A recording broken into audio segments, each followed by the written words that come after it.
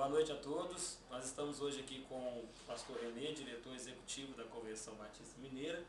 Nós convidamos para estar fazendo algumas perguntas referente ao nosso trabalho, que está baseado no livro do pastor Ader, Pioneirismo e Neopioneirismo, sobre as perspectivas atuais e futuras sobre a história dos batistas.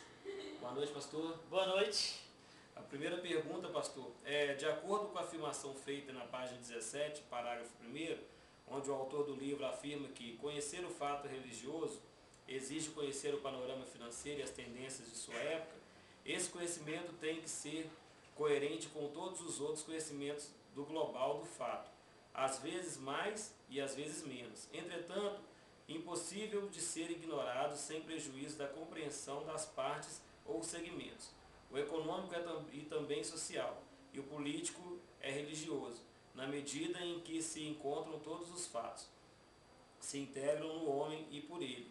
Como podemos, então, situar o posicionamento dos batistas frente a uma sociedade cada vez mais capitalista? Essa seria a primeira pergunta. Como que a gente pode se posicionar de frente a essa sociedade que gira sempre em torno do capitalismo, né? Sempre a pessoa, o individualismo, né? Sempre buscando favorecer a si próprio. Como a gente pode se posicionar frente a isso? Eu entendo que é necessário que centremos a nossa mensagem na Bíblia Sagrada.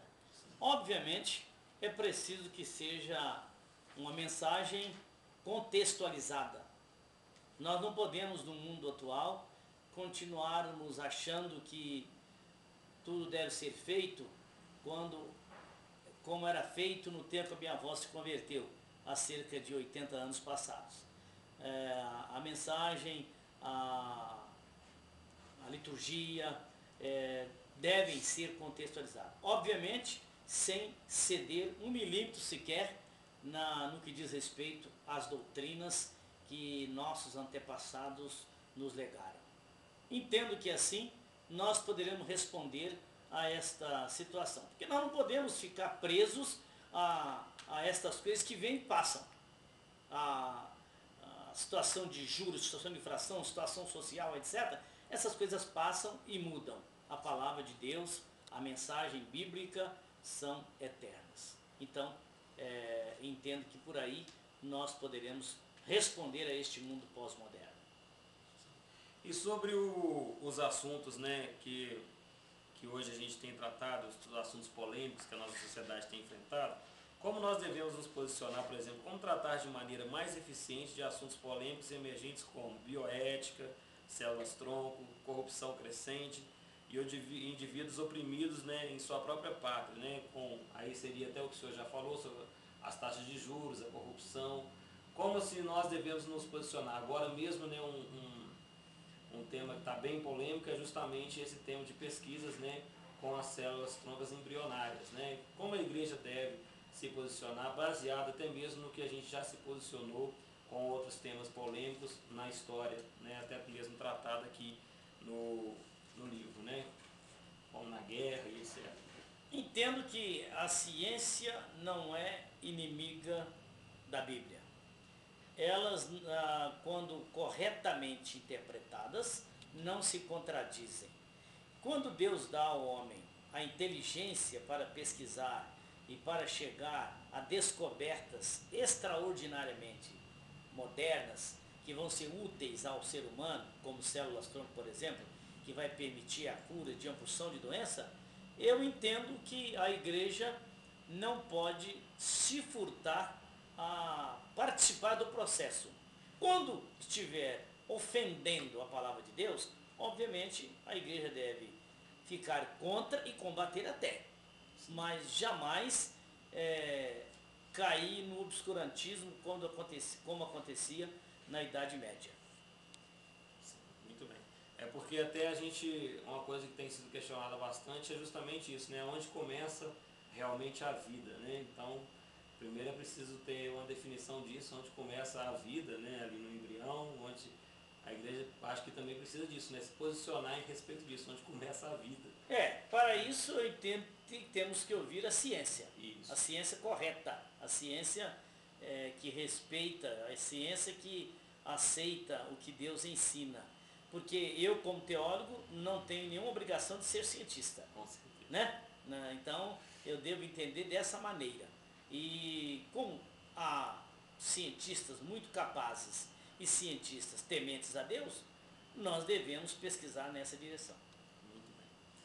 Pastor, com referência à palavra do autor, lá no parágrafo 5, página 18, ele vai dizer o seguinte: resta-nos perguntar o que poderíamos fazer hoje como resposta a todos os problemas enfrentados nesses anos de trabalho, lutas, vitórias e certamente direção divina. Talvez um plano que abrangesse todas as aspirações e carências espirituais do povo batista em Minas, com o intuito de dar continuidade ao que já foi feito até aqui. Pergunta-se, primeiro, quais as carências mais urgentes no contexto batista na atualidade?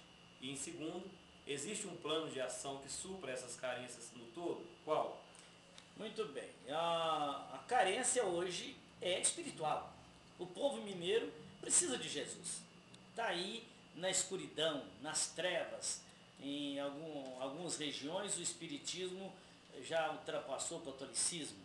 O número de ateus tem crescido assustadoramente. Em Minas não tanto, mas no estado do Rio tem crescido alguma coisa grande, muito grande. Então, a carência é espiritual. Nós temos a mensagem, nós temos a solução para os problemas espirituais. Cabe nos pregar. E a carência hoje, obviamente, é recursos e pessoas com disposição para fazer o trabalho. Que plano, se temos um plano? Temos. É o nosso planejamento estratégico, que visa alcançar as cidades que não têm trabalho ainda, batista. Hoje elas são em número de 423. Visa também fortalecer as igrejas fracas, pequenas. Hoje temos 207 igrejas com menos de 50 membros. E o nosso planejamento estratégico, que vai até 2012, enfatiza a importância de se revitalizar essas igrejas. Então, quando nós tivermos igrejas fortes, revitalizadas, elas mesmas estarão alcançando as cidades nas suas proximidades, que não têm ainda trabalho batista, que são em grande número. Sim, a gente viu, né, no pioneirismo, né, que relatando no livro, que o pioneirismo, né, teve justamente essa preocupação de abrir igrejas, né, não existia igrejas, então batistas, aí abrir igreja. Hoje parece que o problema é fortalecer as igrejas que já estão abertas, né, as igrejas que foram abertas, mas que hoje, como o senhor mesmo disse, estão fracas pelo número de membros. Isso dificulta, né, no desenvolvimento da igreja, como ele já disse, nos problemas capitalistas e tudo, né, em questão de recursos, de próprio pessoal, né, mão de obra para estar divulgando o evangelho. Uma outra pergunta, baseada nisso que o senhor falou também, como é que o senhor vê isso, a questão que no início, no pioneirismo, no neopioneirismo, né, no início da implantação dos batistas aqui em Minas e até mesmo no Brasil, parece que havia uma unidade, né, uma questão de uma unidade maior. Hoje há uma grande diversidade de uma igreja batista para outra, né? Então, assim, será que esse planejamento estratégico visa um pouco isso, a ter essa unidade maior? Como eu diria essa unidade? Como assim, a gente usava as mesmas revistas, você ia de